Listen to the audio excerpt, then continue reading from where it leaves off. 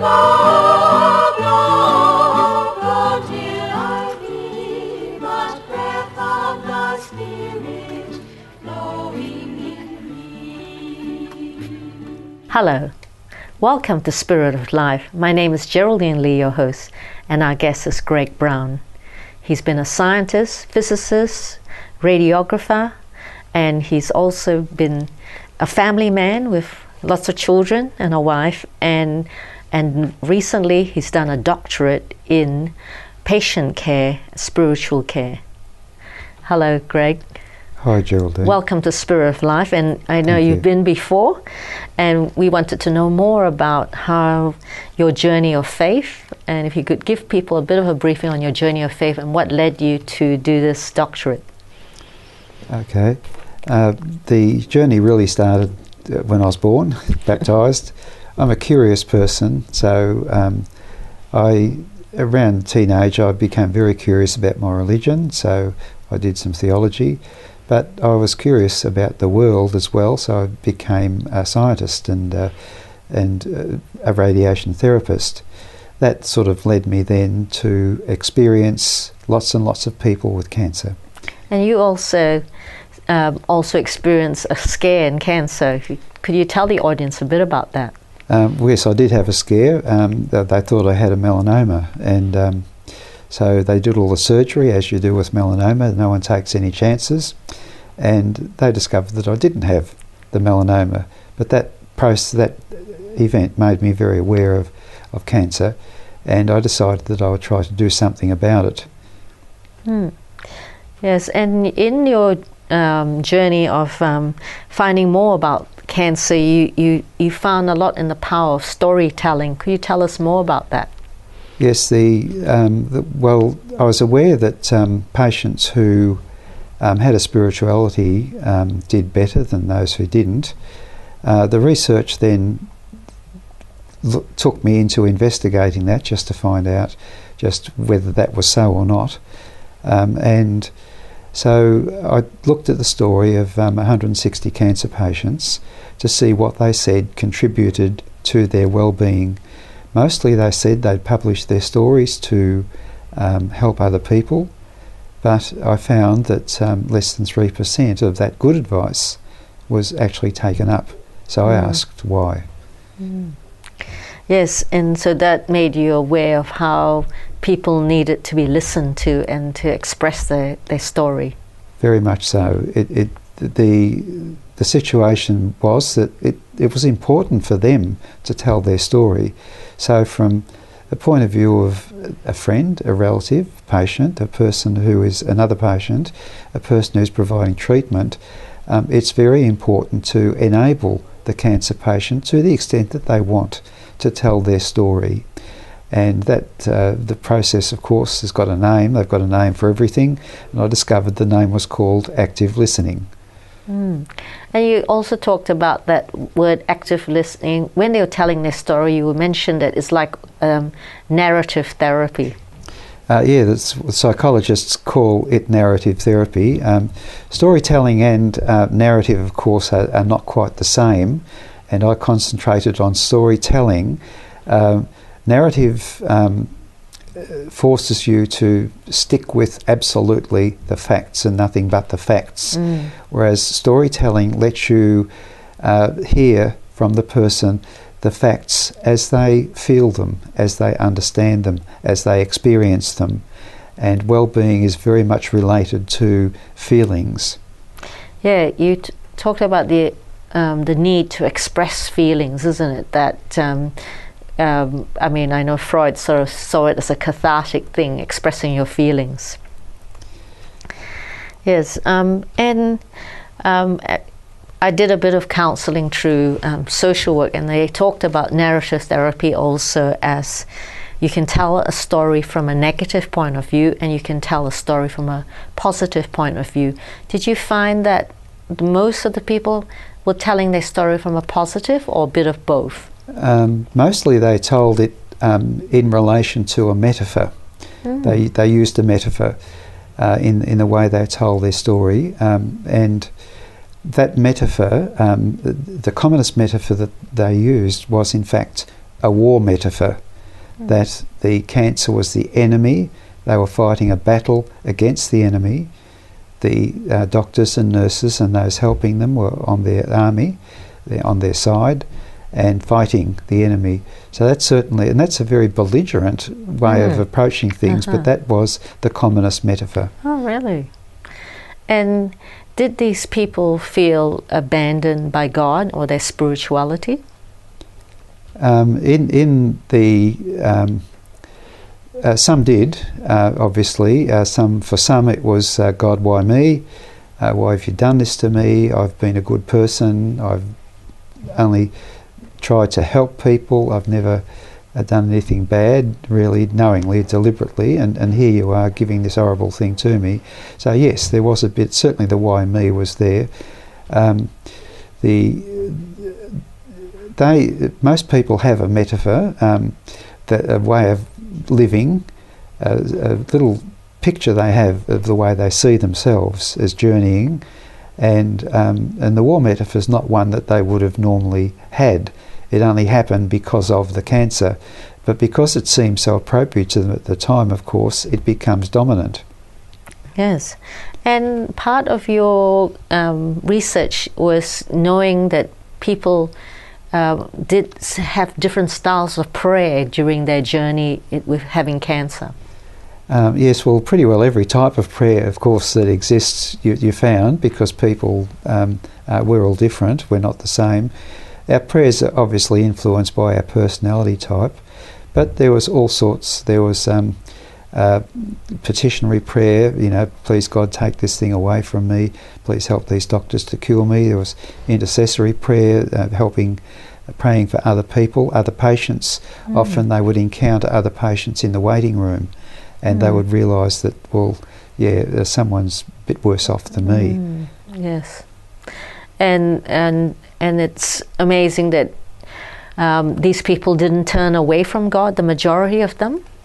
They still found God, or at least retained a belief in God, altered belief, obviously. Some had a metaphor, though, that was better suited to the situation. It's fascinating. We need to go for a break now. You've been watching Spirit of Life. Stay with us and we'll be back after the break.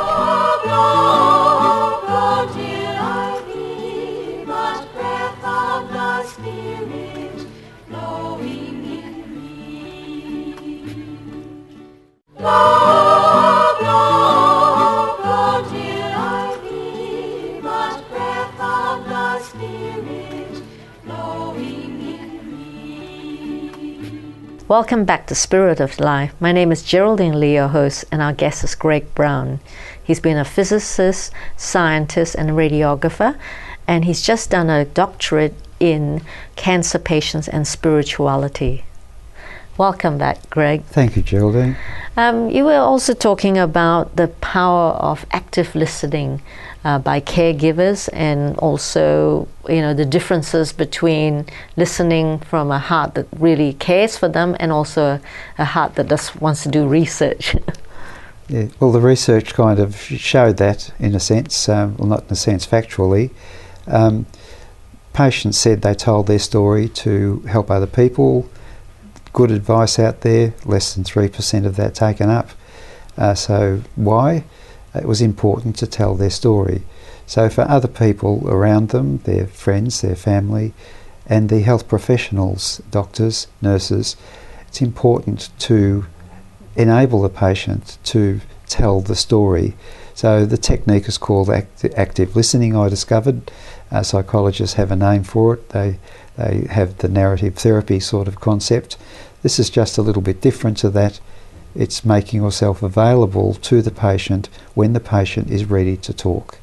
And with listening and telling a story, are there people who are wanting to read these stories? Like, did you find out much about whether or not people bought these books which people wrote on their story? The books certainly sell. Yeah. And also some of the stories came from the websites of cancer societies.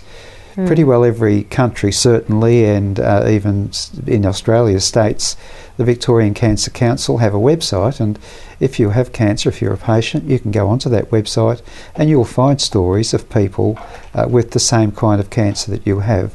So there really is a lot of information out there. I believe that people do read it, and they wish to contribute to it as well. Yes, so most people didn't follow the advice, but they were happy to hear the story of cancer patients. Yes, certainly, to hear that other people suffer the same thing they do. Yes, and they feel a companionship in that, and yes, so. And what were the obstacles they found to the active listening that you spoke about, that the medical people, the patients wish that the medical people were doing less research and more caring? Is that what the issue was? Well, certainly active listening is important for the people, the health professional people, the doctors and the nurses, and they should, and there are certain roadblocks to prevent, or which do prevent active listening being effective communication. It's kind of, they prevent empathy in a sense. Yes. And what about the support? Or were they mainly males and females? How many males and females did you base this research on? Well, there are in the database, or the total research data set, there were 80 males and 80 females. I selected that number because I'd wanted to have equal numbers of male and female. The survey, it had to be balanced. Your data set from a number of perspectives had to have a good representation of the common cancers as well. I used computer software to enable me to do word frequency analysis. In other words, you look at the number of times a particular word turns up. When you add more stories, is the frequency of the top, say, 10 key words, is that changing or not? I see. If there's new information coming from the new story, then it will change.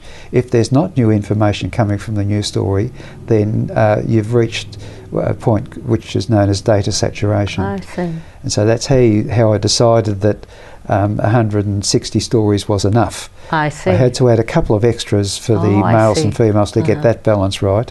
But so yes, that's part of the process in designing the experiment. That's interesting. And what did you find the difference between male and female with support they got? Yeah, well, support, there were gender differences. Males tended to go to their family for support and giving thanks to their family in a positive way. Females went towards their friends or other acquaintances, perhaps work colleagues even. And I wondered why, and it is interesting to, psychologists kind of suggest that females are supporting, their identification is with supporting their family. And of course the cancer's stopping them from doing that, and they feel a failure. And so they look elsewhere for the support that they need, or it comes, their friends will detect what is happening, and of course that will be received readily by the lady with the cancer, whereas the men tend to go straight to their family. That's where every trouble that they've had, they've found a solution in their family, so that's where they tend to go. Those trends are quite clear in the data.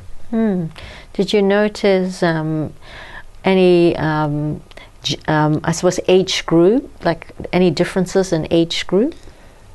Yes, well, I had to restrict, of course, the data set to a certain spread of ages. However, so I excluded children.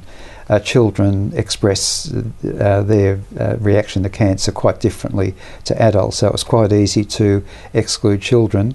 I did have a couple in the data set who started off as children and were followed as adults, but their story is written from their point of view as an adult.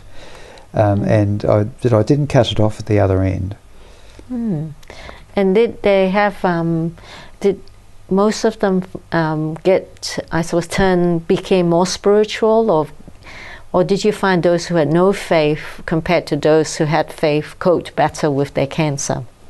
Well, certainly that did seem to be the case. It was one of my suspicions when I started the work originally that the people with a spirituality, not necessarily a creedal faith, many of the patients were not creedal in the sense, but they were spiritual but not religious, those kind of people. And there were some atheists in there as well. Oh, interesting.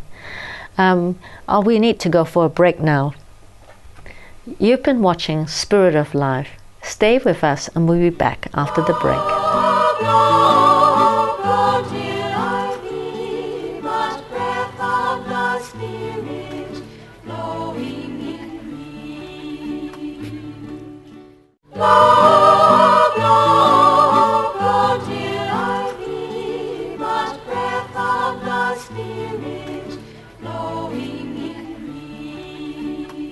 Hello, welcome back to Spirit of Life. My name is Geraldine Lee, your host, and our guest is Greg Brown. He's been a researcher, physicist, radiographer, and is now researching on cancer patients and their spirituality. Welcome back, Greg. Thank you, Geraldine. You were talking about spirituality, and you were saying about the atheists had a type of spirituality in your research. Yes, well, atheists certainly do have a spirituality. They have a belief, and they have a belief system, and they know exactly what they follow. They pray, but they wouldn't call it prayer. And it's, however, they engage in self-talk. They try to understand things, and if you follow any of the models of spirituality, particularly the David Ransom model, which is the one I adopted for this work, the self-talk of atheists is prayer. And so if they engage in self-talk, which most people do, then they are praying. So would you say they were talking to themselves or talking to a higher power as such? They're talking within themselves. We wouldn't know what they're addressing or to whom it's addressed, but it's to help them to it's the way that we understand our experience, and of course the experience of cancer needs understanding. Yeah, and with those who were suffering in their cancer, did they find comfort in like their relatives who were spiritual? Yes, they will. Comfort is a difficult word, but certainly empathy. They experienced empathy from various groups, of course.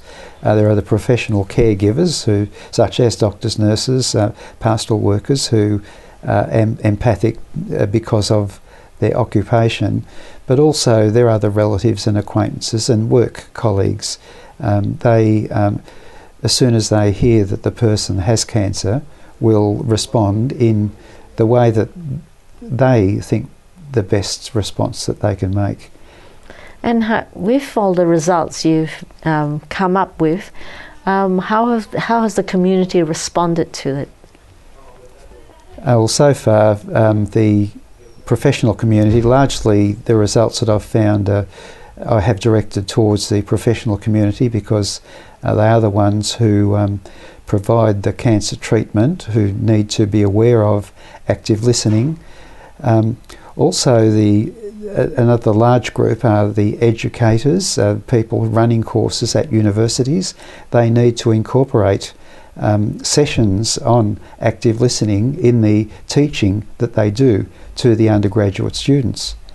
Also, they need to incorporate debriefing sessions for the students who are encountering, many of them for the first time, a serious disease like cancer. Yeah, so that is would you say that's the main contribution that your thesis has given, like the need for more active listening from professionals? And would you say that the same for family members too? Yes, certainly. That's a good brief summary of it, but that is where I see things at the moment. It's where my activities are directed, is to bring awareness of these things, particularly active listening, and the idea of the need for spirituality and for consistency in spirituality, and that can be evidenced too by the kind of metaphor that is being deployed in the situation. Yeah, I suppose for staff who are atheistic or agnostic, I suppose they would be called to, I suppose, the medical or allied health to accommodate people's spirituality. Well, that's what active listening would have them do. It's not necessarily the situation. Some of the patients related on the worst aspects of having cancer, related mismatches between their metaphor and that of the doctor. The doctor was forcing his or her metaphor onto the patient, and that was causing stress and trauma to the patient. Oh, right. Well, could you give an example of that? Well, the commonest metaphor is in cancer is the war metaphor, and that's quite a comfortable metaphor for the doctors and nurses because they're on the winning team, they're the helpers. But of course, if what happens if the cure doesn't work? If the patient's palliative and can't be cured, where does that leave you with that kind of metaphor? So you need the doctors and nurses and health professionals need to be aware of the metaphor that the patient's using, and if they are using a war metaphor, to respect that. But equally, the metaphor that they use is determined by protecting themselves. When you're dealing with cancer day in, day out, you're going to protect yourself. So the doctors and nurses have their own metaphor. Now, if the patient's habitual metaphor matches that of the doctor or health professional carer, then that's heaven. That works really well. But where they're different, it requires recognition by the health professional of the patient's metaphor. Right. Yeah, so that I suppose that means respect and also not putting down people's faith, for whatever area that patient is in, how they're thinking about things. Yes, they have to really be empathic. Now, empathy is a word that we use a lot, but the active listening kind of is going a bit further really than simply empathy. It's actually being active in the process and not putting any blocks into it. Yeah, it's been wonderful to have you, and I want the audience to be able to hear one of your talks. Could you give them a website where they could maybe know about where you're speaking next? I have a conference in May with the Spiritual Care Australia group.